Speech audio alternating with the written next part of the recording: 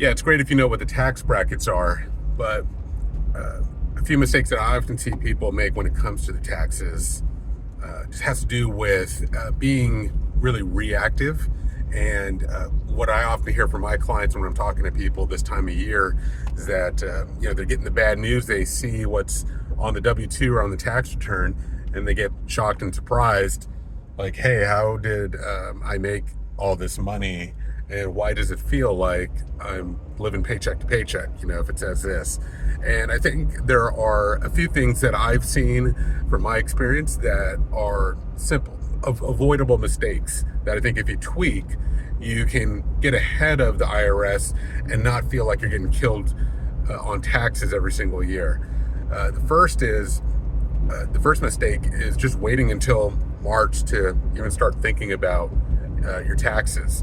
It always sneaks up on you, but like Christmas, it happens the same time every year. So let's not just wait until it comes around. The second is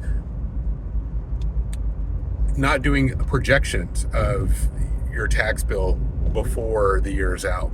Like I said before, we know when it comes every year and the tax rates are the same, and you can estimate right now what you're going to make by the end of this year. So there's no reason to end the year without knowing your income and what you're going to owe in taxes and whether your payments are going to overshoot or undershoot that target.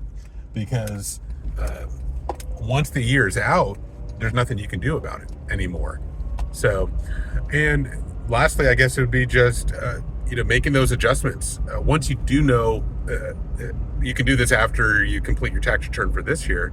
Once you do know what that number is, and if you know, say that your income is going to be the same and your numbers are pretty much going to be the same this year, but you know that you got a big refund or had a big payment, and I would say like over $1,000 either way, then you want to make an adjustment to your withholdings or maybe try doing an estimated payment to close that gap. So those are three simple things you can do in 2026 just to get ahead of the IRS and start to be proactive instead of just taking it year by year.